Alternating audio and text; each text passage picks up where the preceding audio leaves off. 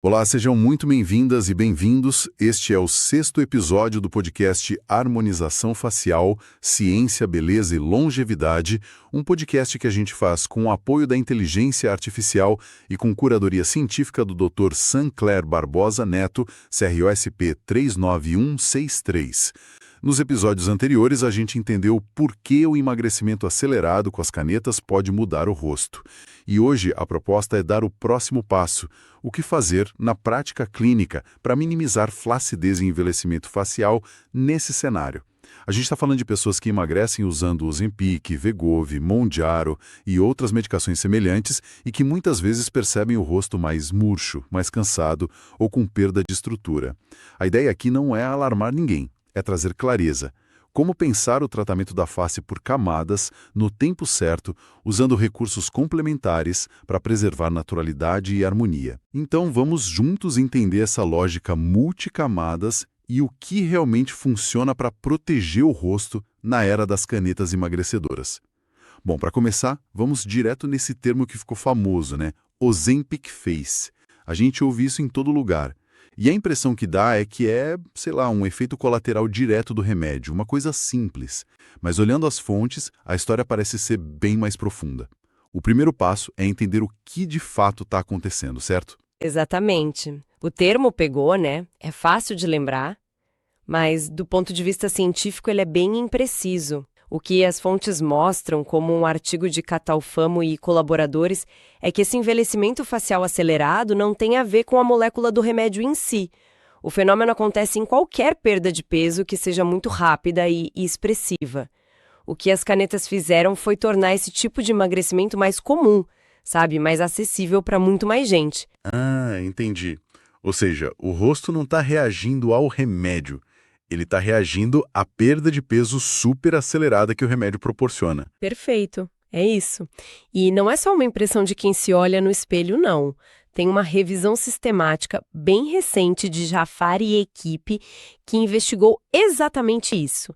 Eles juntaram estudos de mudanças faciais depois de grandes perdas de peso, tanto com bariátrica quanto com medicação. E a conclusão é unânime. Emagrecer rápido envelhece o rosto.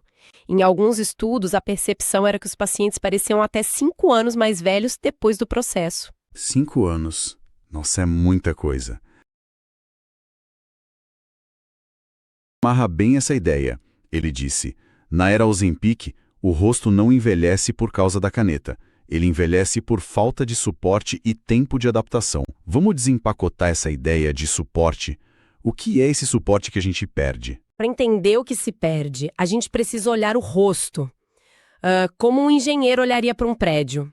Não é uma massa única, sabe? É uma estrutura complexa, com várias camadas, e cada uma tem a sua função. Peraí. Então não é só gordura e pele. A gente está falando de uma arquitetura completa, com fundação, vigas, acabamento, e isso muda tudo. Exatamente essa analogia. A fundação de tudo é o esqueleto ósseo. E essa fundação não é estática, tá? Um estudo fascinante de Richard e colaboradores, usando tomografias, mostrou que nosso osso facial remodela e ele perde projeção com a idade. A maxila, por exemplo, que suporta o meio do rosto, vai encolhendo. Certo, então a fundação da casa já está lentamente diminuindo com o tempo. Isso, e as outras camadas. Bom, sobre essa fundação, a gente tem os compartimentos de gordura profunda. Pensa neles como se fossem os pilares de sustentação do prédio. O artigo clássico de Rohrig e Pessa mapeou isso perfeitamente. Esses pilares seguram tudo no lugar. Ok. Acima deles vem o SMAs, uma camada de músculos e fibras. Imagina o SMAs como uma rede de lycra bem firme, uma malha estrutural que envolve tudo. E só então vem os compartimentos de gordura superficial, que seriam o acabamento, sabe? O gesso que deixa as paredes lisinhas. E por fim a pele, que é a pintura. Que aula de anatomia. Então, quando alguém emagrece muito rápido, o que acontece com esse prédio todo?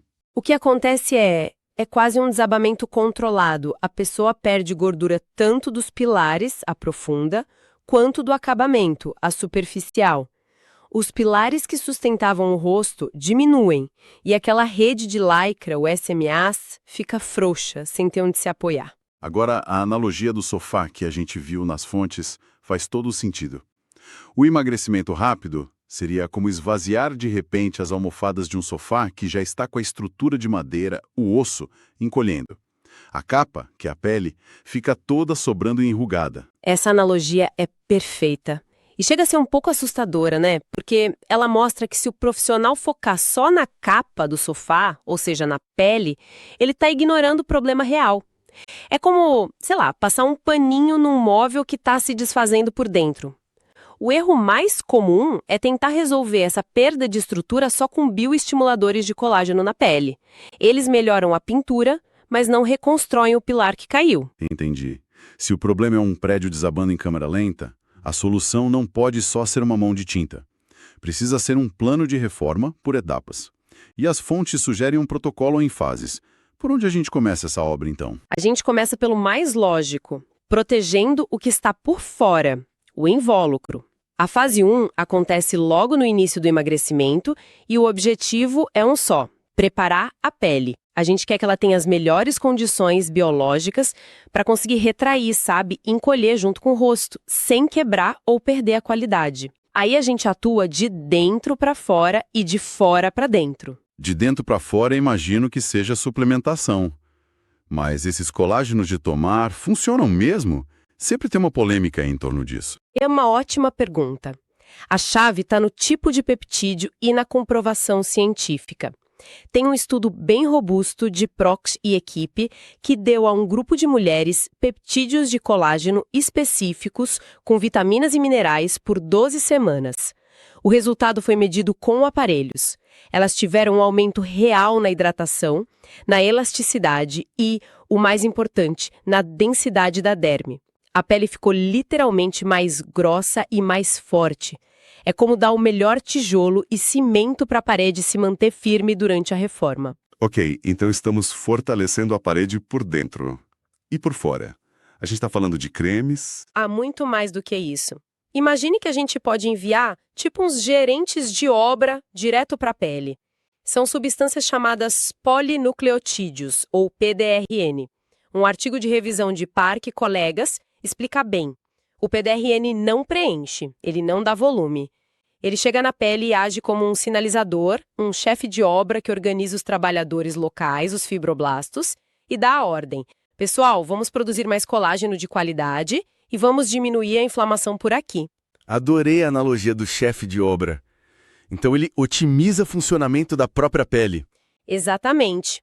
Na prática, isso é aplicado geralmente com microinjeções e pode ser combinado com tecnologias que melhoram a superfície, como o laser Lavien, para dar um up na textura e no brilho. O foco nessa fase não é volume, é biologia pura. É deixar a pele saudável e resiliente. Então, se eu entendi a filosofia aqui, e acho que foi algo que o Dr. Sancler resumiu bem nas anotações, a ideia é biorregeneração primeiro, volume depois. Faz todo sentido.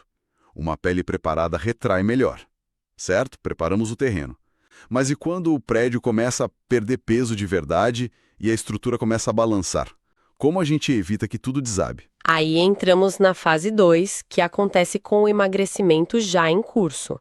A meta aqui é dar suporte profundo, é evitar que os tecidos deslizem para baixo com a gravidade. Aqui a tecnologia principal é o ultrassom microfocado. Ele é o nosso reforço estrutural. Como ele funciona? Ele vai lá e aperta aquela rede de lycra que você mencionou? É exatamente isso. Ele usa energia de ultrassom para criar micropontos de aquecimento em camadas específicas, principalmente na derme profunda e no SMAS, a nossa rede de lycra. Esse aquecimento faz o tecido contrair imediatamente e, a longo prazo, estimula uma produção muito intensa de colágeno novo. É como se a gente desse uns pontinhos de aperto internos, firmando a rede que segura tudo. O ultrassom parece ser a estrela aqui, mas e se o caso for mais severo? Dá para combinar tecnologias? Eu ouço muito falar de fios de PDO, por exemplo. Eles entram nessa fase. E, sinceramente, eles não acabam deixando o rosto com um aspecto meio artificial? Pergunta é importante. Sim, Eles entram aqui como uma ferramenta complementar. E esse receio do artificialismo vem do uso excessivo ou da técnica errada. Na fase 2, o objetivo dos fios de PDO não é fazer um lifting agressivo, sabe? Eles têm uma dupla função mais sutil.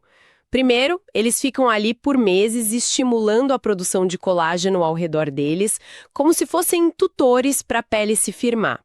E segundo, eles permitem um reposicionamento vetorial suave, ajudando a guiar os tecidos para o lugar certo enquanto eles perdem volume. É mais sobre reorganizar do que sobre esticar. Entendi. É um suporte mais ativo. E além dos fios? A radiofrequência também é uma grande aliada. Inclusive, naquele artigo sobre o Ozempic Face, os autores relatam sucesso tratando a flacidez da pele com radiofrequência. Ela age de forma mais global, aquecendo a derme para estimular colágeno e melhorar a lacidez. Ok, então a gente protegeu a fachada na fase 1, reforçou a estrutura interna na fase 2, mas e se no final do processo, depois que o peso estabilizou, a gente percebe que alguns pilares realmente caíram? Como a gente reconstrói o que foi perdido de vez? Essa é a fase 3, a de reconstrução. E ela acontece quando o peso já estabilizou. O objetivo aqui é repor o volume estrutural perdido de forma precisa. É colocar os pilares de volta no lugar. A opção mais comum, claro, é o ácido hialurônico. Mas não é aí que mora o perigo de ficar com o rosto inchado, o tal do pillow face? O perigo mora na técnica e no produto errado. Na fase 3, a gente não está falando de preencher ruguinhas na superfície. Estamos usando um ácido hialurônico de alta densidade, mais firme, e aplicando ele lá embaixo nos compartimentos de gordura profunda, junto ao osso. A ideia é reconstruir o pilar que sumiu, devolver o suporte que o osso e a gordura davam. Quando você reconstrói a fundação, a superfície se acomoda de forma natural, sem excessos. E além do ácido hialurônico, existem outras opções para reconstruir esses pilares? Sim, uma opção muito elegante é o enxerto de gordura.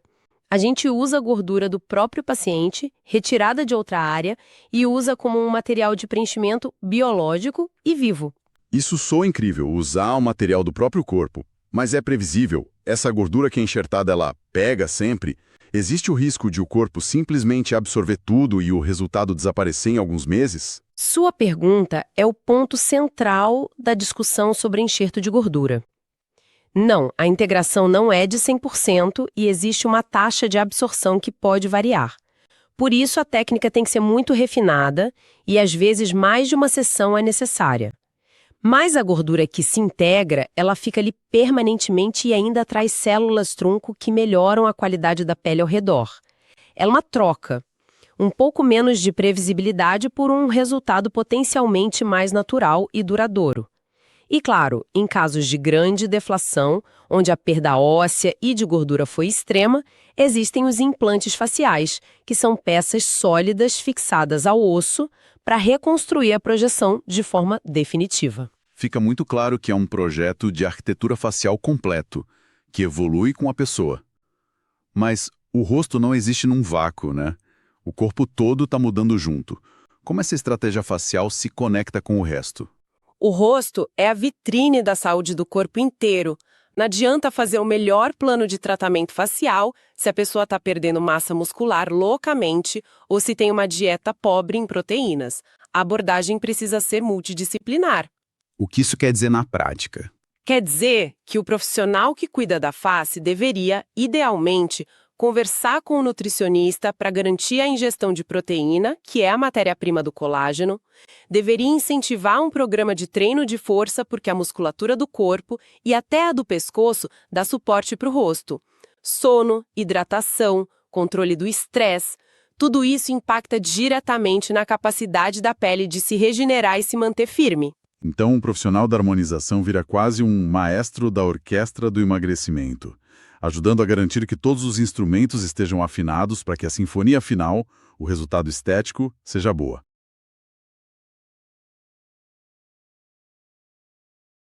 O profissional é também ser um consultor do processo, ajudando a modular o ritmo do emagrecimento, orientando sobre esses fatores sistêmicos. O emagrecimento que preserva músculo e nutre a pele vai ter um resultado facial infinitamente superior. Se a gente tivesse que resumir a grande lição de toda essa análise, qual seria? A mensagem principal é que o sucesso não está num produto ou numa máquina milagrosa. Ele está na estratégia, no timing e no diagnóstico correto da camada a ser tratada em cada momento. A frase das anotações do curador que eu achei fantástica. Tecnologia sem camada certa é só energia desperdiçada, o resultado vem do plano correto e do timing. É uma virada de chave, então. Sair da pergunta qual produto eu uso e ir para a pergunta qual camada do meu rosto precisa de ajuda agora. Exatamente. As canetas emagrecedoras são ferramentas de saúde transformadoras, mas o resultado estético, a forma como o rosto reflete essa nova saúde, depende desse suporte planejado, pensado por camadas ao longo de toda a jornada. É tratar o processo, não apenas a consequência. Para fechar, fica uma mensagem simples. Na era das canetas emagrecedoras, o rosto não precisa de uma única solução. Ele precisa de um plano por camadas e por fases. Quando a gente protege pele e biologia cedo, sustenta profundamente durante o emagrecimento, reposiciona tecidos quando necessário e repõe pelares só na hora certa, o resultado é um rosto preservado, natural e harmônico, mesmo com grandes perdas de peso. E no próximo episódio, a gente vai transformar essa lógica em um guia bem direto, fase por fase, para quem está emagrecendo